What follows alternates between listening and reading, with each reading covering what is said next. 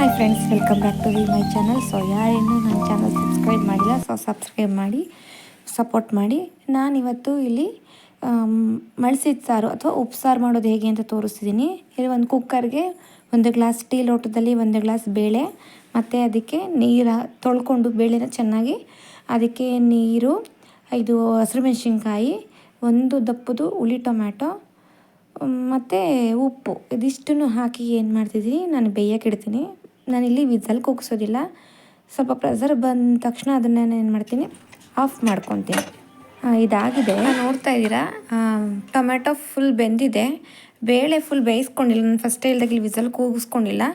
ಮುಕ್ಕಾಲು ಭಾಗದಷ್ಟು ಬೆಂದಿದೆ. ಇವಾಗ ಏನು ಮಾಡ್ತೀನಿ, ಆಗಲಿ ಪರವಾಗಿಲ್ಲ, ಅಷ್ಟೇ ಬೆಂದಿರಲಿ. ಟೊಮ್ಯಾಟೊ, ಮೆಣಸಿನ್ಕಾಯಿ ಏನು ಹಾಕಿದೆ, ಮೆಣಸಿನ್ಕಾಯಿ ಮತ್ತು ಸ್ವಲ್ಪ ಬೇಳೆ ಇದಿಷ್ಟನ್ನು ಸಹ ಏನು ಮಾಡ್ತೀನಿ, ರುಬ್ಲಿಕ್ಕೆ ಏನು ಬೇಕು ಅದಕ್ಕೋಸ್ಕರ ಇದನ್ನು ತೆಗೆದಿಟ್ಕೊತೀನಿ. ಸೊ ಇದು ಸ್ವಲ್ಪ ತಣ್ಣಗಾಗಬೇಕು. ಮತ್ತು ನಾವು ಇದಕ್ಕೆ ಸೊಪ್ಪು ಹಾಕಿ ಬೇಯಿಸೋದ್ರಿಂದ ಸೊ ಬೇಳೆ ಅಷ್ಟೊತ್ತಿಗೆ ಚೆನ್ನಾಗಿ ಬೆಂದೋಗುತ್ತೆ. ಇಲ್ಲಾಂದರೆ ಈಗಲೇ ಹಾಕಿದ್ರೆ ಮೊಸರು ಥರ, ನಾನು ಆಗಲೇ ಹೇಳ್ದಾಗೆ ಫುಲ್ ಚೆನ್ನಾಗಿ ಮೊಸರು ಥರ ಆಗೋಗುತ್ತೆ. ಇವಾಗ ಇಲ್ಲಿ ಇದನ್ನು ತಣ್ಣಗಾಗ್ಲಿಕ್ಕೆ ಇಟ್ಟಿದ್ದೀನಿ. ಇವಾಗ ಏನು ಮಾಡ್ತೀನಿ, ನಾನು ಬೇಳೆ ಏನು ಬೇಯಕ್ಕೆ ಇಟ್ಟಿದ್ದೆ ಕುಕ್ಕರಿಗೆ, ಸೊಪ್ಪನ್ನ ಅದಕ್ಕೆ ಹಾಕ್ತೀನಿ. ಸೊ ಬೇಳೆ ಜೊತೆಗೆ ಸೊಪ್ಪು ಬೇಳೆ ಎರಡು ಬೆಂದ್ಕೊಳ್ಳುತ್ತೆ. ಸೊ ಹಾಗಾಗಿ ಮತ್ತೆ ಗ್ಯಾಸ್ ಹಚ್ಬಿಟ್ಟು ಸೊ ಬೇಳೆ ಜೊತೆಗೆ ಸೊಪ್ಪು ಬೇಯಲಿಕ್ಕೆ ಹಾಕ್ತೀನಿ. ನಾನಿಲ್ಲಿ ಸೊಪ್ಪನ್ನ ಕೂಗಿಸ್ಕೊಳ್ಳೋದಿಲ್ಲ, ಯಾವಾಗಲೂ ಅಷ್ಟೇ. ನಾನು ಸೊಪ್ಪನ್ನ ಏನು ಮಾಡ್ತೀನಿ, ಬೇಯಲಿಕ್ಕೆ ಹಾಕ್ತೀನಿ. ಮೊಸೊಪ್ಪು ಸಾರು ಮಾಡಿದ್ರೆ ಮಾತ್ರ ನಾನಿಲ್ಲಿ ಸೊಪ್ಪೆಲ್ಲ ಕೂಗಿಸ್ಕೊಳ್ಳೋದು. ಹಾಗೆ ಏನು ಸೊಪ್ಪು ಪಲ್ಯ, ಬಸ್ಸಾರು, ಸೊಪ್ಪಿನ ಸಾರು ಈ ಥರ ಮಾಡ್ತೀವಿ. ಸೊ ಇದಕ್ಕೆ ನಾನು ಹಾಗೆ ಓಪನಲ್ಲೇ ಸೊಪ್ಪನ್ನ ಬೇಯಿಸ್ಕೊತೀನಿ. ಸೊ ಇವಾಗ ನೋಡ್ತಿದ್ದೀರಾ, ಸೊಪ್ಪು ಈಗ ಆಲ್ರೆಡಿ ಚೆನ್ನಾಗಿ ಕುದೀತಾ ಇದೆ, ಬೇಯ್ತಾ ಇದೆ. ನೋಡ್ತಾ ಇದ್ದೀರಾ, ಇನ್ನು ಕಾಲು ಭಾಗದಷ್ಟು ಬೇಳೆ ಬೇಯಬೇಕಿತ್ತು, ಈಗ ಆಲ್ರೆಡಿ ಬೆಂದಿದೆ. ಹಂಗೆ ಸೊಪ್ಪು ಹಾಕಿದೆ.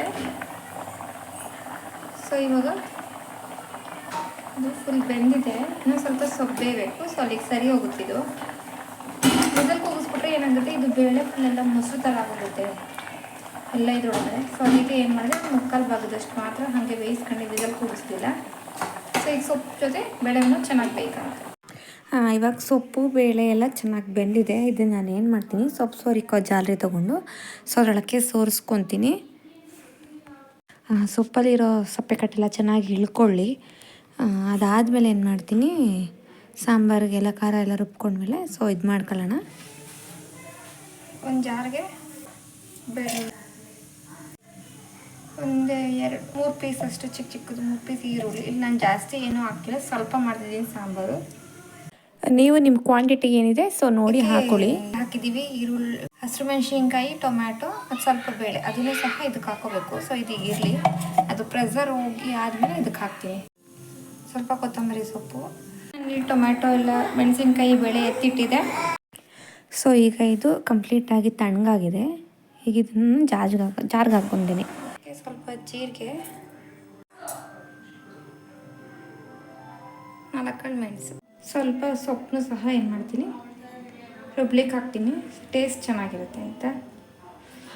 ಸೊ ಇದು ಸ್ವಲ್ಪ ಎಲ್ಲ ತಣ್ಣಗಾಗಿದೆ, ಬಟ್ ಸೊಪ್ಪು ಸ್ವಲ್ಪ ಬಿಸಿ ಐತಲ್ಲ, ಸೊ ಸ್ವಲ್ಪ ತಣ್ಣಗಾಗಲಿ. ಆಮೇಲೆ ಇದನ್ನು ನೀಟಾಗಿ ಗ್ರೈಂಡ್ ಮಾಡ್ಕೊಳ್ಳೋಣ. ಇವಾಗ ಇದನ್ನು ಗ್ರೈಂಡ್ ಮಾಡ್ಕೊತೀನಿ.